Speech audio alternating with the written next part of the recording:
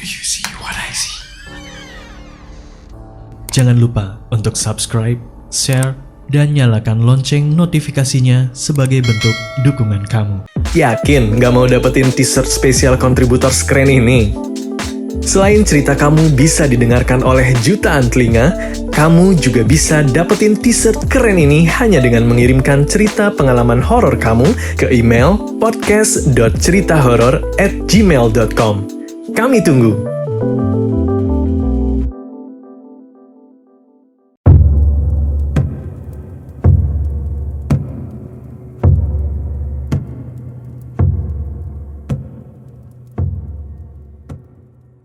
Assalamualaikum warahmatullahi wabarakatuh. Hai, para pendengar podcast Do You See What I See. Perkenalkan, aku Toto. Aku yang pernah cerita di cerita Taksi Online 2 dan Palasik. Maaf ya, udah lama aku gak ngirim cerita. By the way, aku sekarang posisinya lagi sendirian nih di tempat gelap. Terus, aku keinget pengalaman aku waktu aku masih kecil. Oke, cerita ini dimulai tahun 98 atau 99. Mungkin kalau yang kelahiran 90 ke atas ya, 90, 80, 70, mungkin tahu ini kejadiannya sebelum kerusuhan tahun 98, seingatku ya. Gitu. Saat itu umurku baru 8 atau 9 tahun, pindah ke salah satu komplek perumahan di Bekasi. Perumahannya itu klaster, cuman ada satu pintu untuk keluar masuk ke jalan raya, jalan besar. Dan di klaster itu kayaknya rumahnya nggak banyak deh, cuman mungkin kurang dari 100 unit. Dan saat itu yang tinggal cuma aku, dan ada satu keluarga yang selisih satu rumah dari rumah aku. Sisa rumah lainnya masih kosong. Oke, aku kasih tahu layout rumah tempat tinggal aku saat itu dulu ya. Jadi rumahnya itu rumah mungil satu lantai. Kalau kalian menghadap rumah ini, di sisi kiri kalian itu ada garasi dan ada pintu. Nah, di sisi kanan ada taman kecil, ada teras kecil yang kita bisa taruh kursi buat duduk atau pakai sepatu, dan pintu utama. Kalau masuk dari pintu garasi, dari situ bisa nembus ke dapur, ke kamar mandi, dan kamar untuk mbak asisten rumah tangga, sama meja untuk naruh meja makan. Kalau masuk dari pintu utama, begitu masuk itu ada ruang tamu yang ya bisa muat mungkin 2-4 sofa di situ, sofa yang panjang. Terus di belakang ruang tamunya itu ada jendela, tapi jendelanya sampai bawah ya, nggak yang di tengah aja. Itu di situ belakang jendela itu ada kolam yang mama bikin kayak air terjun gitu, tapi kolam ikan. Di sisi kanan ruang tamu itu ada 2 kamar. Dia pintunya berhadap-hadapan, dan di kamar itu yang menghadap ke taman itu kamar orang tua aku, dan kamar yang di sisi seberangnya itu kamar aku. Kamar aku ini ada jendela juga, tapi karena menghadapnya ke arah kolam dan tembok tetangga, jadi mama mutusin untuk naruh tirai tipis. Kegambar ya. Jadi pada satu hari, aku lupa itu hari apa, tante aku nginep di rumah. Karena kalau nggak salah waktu itu suaminya lagi keluar negeri untuk urusan kerjaan. Daripada di rumah sendirian, dan dia belum punya anak bosnya saat itu. Jadi kata mama, ya udah tinggal sama mama dulu aja, daripada perempuan sendirian tinggal, ya khawatir ada apa-apa. Dan waktu tante tinggal, karena kamar cuma 2, aku yang biasanya tidur sama adik aku, atau sendiri, jadinya tidur sama tante saat itu. Di suatu malam, waktu aku kecil tuh biasanya jam 9 atau maksimal jam 10 malam tuh aku udah tidur. Aku terbangun, tiba-tiba, benar-benar yang tiba-tiba kebangun, gak ada apa-apa. Dan pas kebangun itu, aku ngeliat jam, oh jam 12 kurang 10. Terus aku berusaha mau tidur lagi, tapi tiba-tiba aku dengar suara. Suaranya itu suara Seriosa. Kalian tahu kan penyanyi opera yang suaranya tinggi-tinggi buat nyanyi di opera, kira-kira seperti itu suaranya. Dari ruang tamu. Dalam bayanganku tuh kayak, siapa yang nyanyi malam-malam gini? Dan suaranya bukan suara mama itu. Kebetulan mamaku penyanyi, tapi suaranya nggak sama sama itu. Saat itu aku takut banget. Dan aku masukin kepalaku ke dalam selimut, meluk guling. Aku takut, dalam hati aku berdoa. Kerasa lama banget. Sampai suara itu menghilang. Pas suara itu menghilang, aku beraniin diri ngintip untuk ngeliat jam dinding. Oh, 12:45. Hampir ke jam 1 pagi. Lalu aku masukin lagi kepalaku ke selimut. Ya karena saat itu aku masih takut. Tiba-tiba, aku dengar ada suara ketawa. Cekikikan. Tapi ketawanya suaranya kecil. Dan dari arah jendela. Saat aku tidur, posisinya kepala aku tuh ke arah jendela. Saat itu aku takut. Tapi aku penasaran. Aku beraniin diri ngintip dari balik selimut. Dan kalian tahu apa yang aku lihat? Aku lihat sosok perempuan. Rambutnya panjang. Aut-autan. Matanya melotot. Mulutnya senyum menyeringai. Dan dia pakai daster putih, lusuh. Ngeliatin aku. Jujur aku merinding kalau cerita ini. Dan aku sempat terdiam. Jujur aku shock saat itu. Detik. Ketika aku udah mulai gak shock lagi, aku langsung buru-buru masukin kepalaku ke dalam selimut. Aku meluk guling yang kencang, dalam hati aku berdoa surat-surat yang aku hafal. Dan dia terus ketawa-tawa kecil. Ketawanya kecil, tapi kayak di sebelah telinga persis. Ya Allah, aku takut banget saat itu. Sampai jujur aku nangis. Tante aku tidur pules gitu aja. Terus mungkin karena nangis aku tiduran ya. Besok paginya ketika aku bangun, aku gak cerita apa-apa sama mama, sama papa. Aku simpan sendiri. Dan aku baru ingat lagi sekarang. Sebelum aku ngalamin hal ini, mama pernah ada kejadian juga di komplek ini. Jadi ceritanya waktu itu baru banget kita pindahan ke rumah. Dan saat itu mbak asisten rumah tangga lagi pulang kampung. Mama kebetulan tipe orang yang gak bisa tidur malam, mama insomnia. Jadi mama kalau malam tuh suka bersih-bersih. Ya nyapu, ya ngepel. Terus terakhir dia lagi nyetrika, dia lapar kan. Cuman karena mamaku saat itu memang bukan tipe orang yang suka banget masak, nggak terlalu suka masak, jadi dia tadinya mau bikin Indomie nih. Tiba-tiba dia dengar suara teng teng teng, suara tukang nasi goreng, suara sendok yang dipukulin ke wajan. Kalian tahu kan? Nah, terus mama buru-buru ambil piring dari rak piring, keluar. Ada tukang nasi goreng lagi jalan, tapi ke arah berlawanan, bukan arah ke rumah, arah ke belakang. Mama tepuk tangan manggil, Bang. Abangnya berhenti, muter badan, nengok ke mama, pelan banget. Terus mama teriak, Bang, nasi goreng bang, saya pesen sini. Abang nasi gorengnya cuma ngangguk, dia balik badan, terus dia ngelanjutin lagi ke arah belakang. Mamaku saat itu sangat berpositif thinking. Paling ada tukang kali di belakang yang pesen, udah pesen dia gitu. Kebetulan komplek itu waktu itu ada denahnya manjang ke belakang dan banyak rumah-rumah yang di belakang lagi dibangun. Jadi banyak tukang yang nginep di belakang. Terus mama nungguin tuh, duduk di teras rumah. sambil ngerokok. Setengah jam kemudian, lewatlah satpam. Kebetulan komplek klaster ini per 1 atau 2 jam satpamnya pasti muter buat patroli. Biasanya patrolinya seringnya kalau malam itu naik sepeda atau naik motor. Kebetulan saat ini satpamnya lagi naik sepeda. Dia ngeliat mama lagi duduk. Dipanggil, "Bu, ngapain jam segini duduk di teras? Kok nggak tidur?"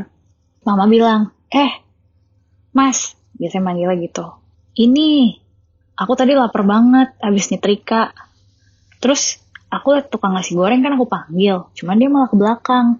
Mungkin lagi udah janjian kali sama tukang belakang ya, kok nggak balik-balik? Tadinya mama mau nerusin omongannya nih, mau minta tolong si satpam ini ke belakang, panggilin buat ke rumah." Terus satpamnya ngomong gini, "Tukang nasi goreng?" Dengan wajah yang bertanya-tanya. "Iya, tukang nasi goreng, barusan banget. Mau nggak bang, lu susulin ke belakang, panggilin ke sini. Gue lapar banget nih. Gue kalau mau bikin masak, gue udah capek." Kata mama gitu. Kalian tahu jawaban satpam apa? "Bu, tukang nasi goreng telah terakhir keluar jam 10 malam." Mama kaget dalam hati, astagfirullahaladzim.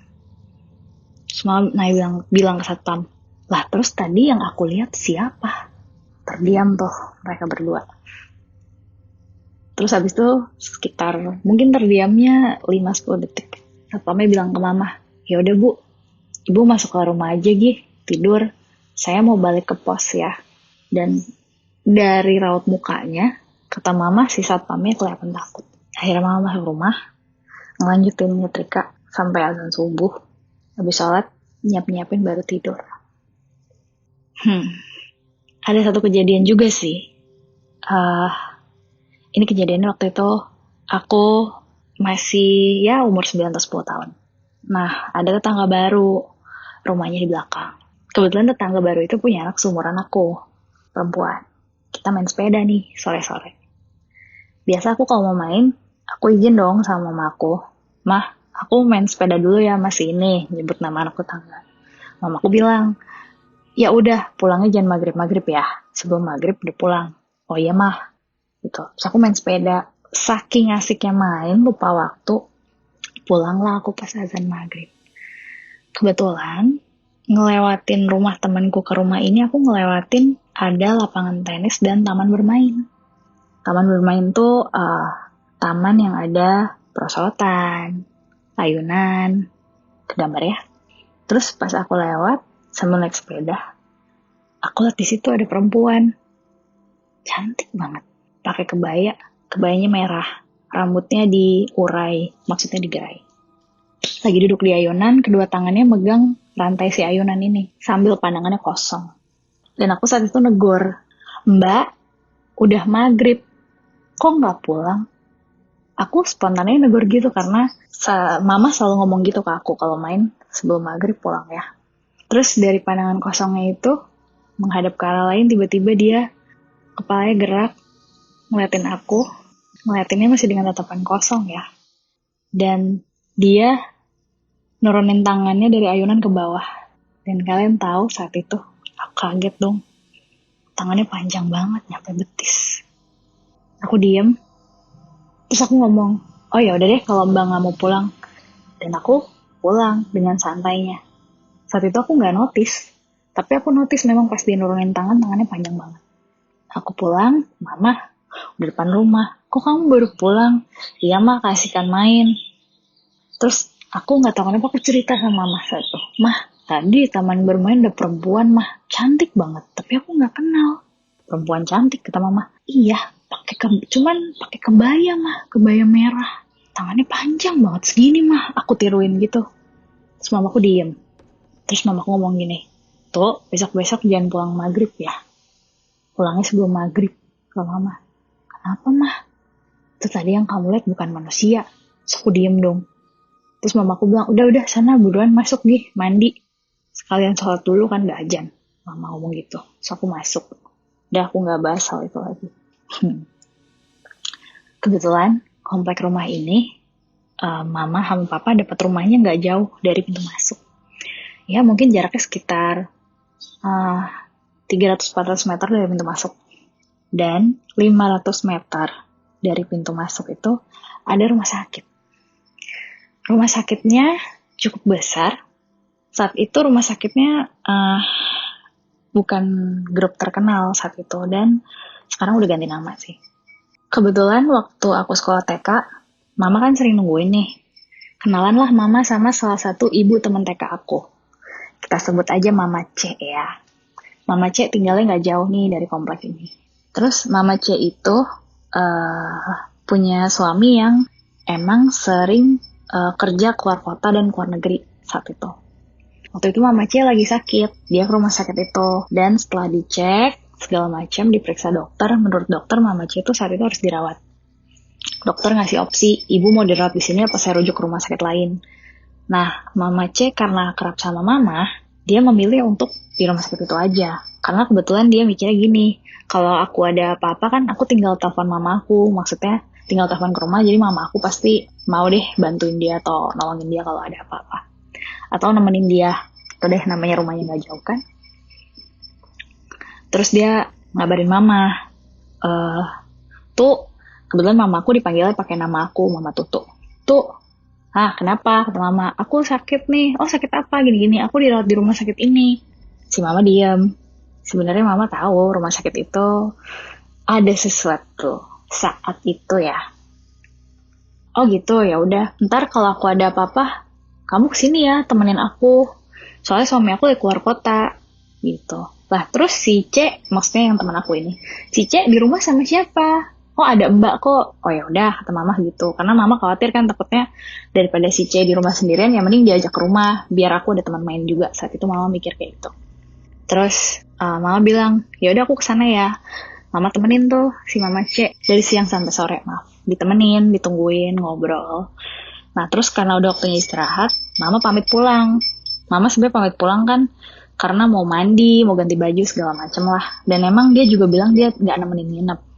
Baru mama pulang, mama mandi, mama makan. Terus baru banget mama mau rehat, tiba-tiba Mama C telepon ke mama dengan suara panik.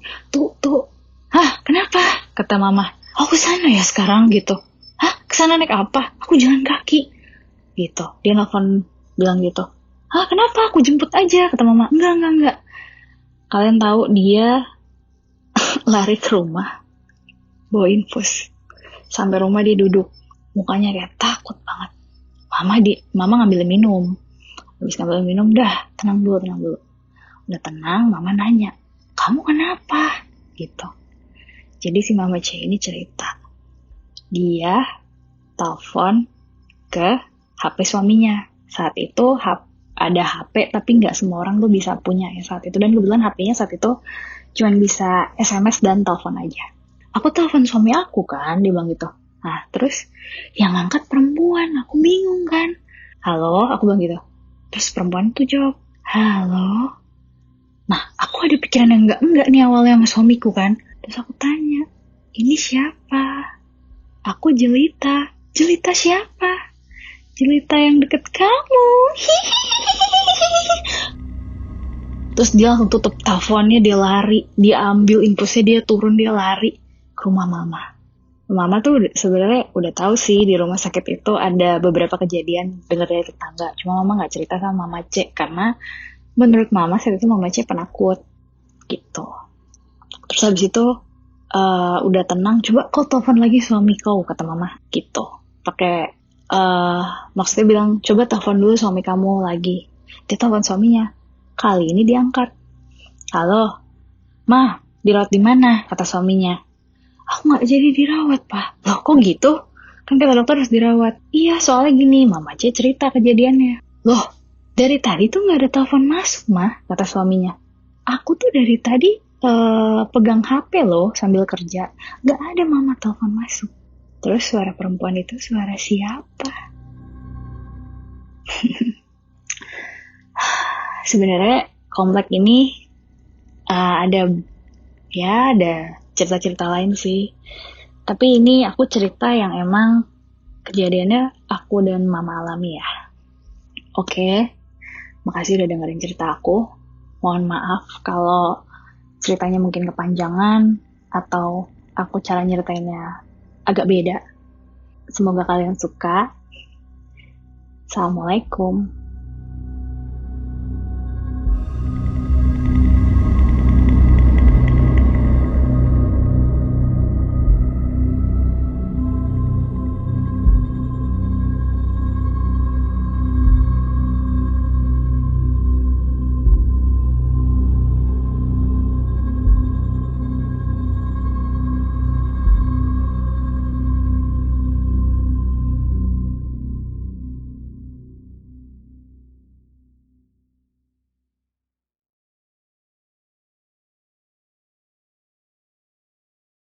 Kirim cerita kamu ke alamat berikut.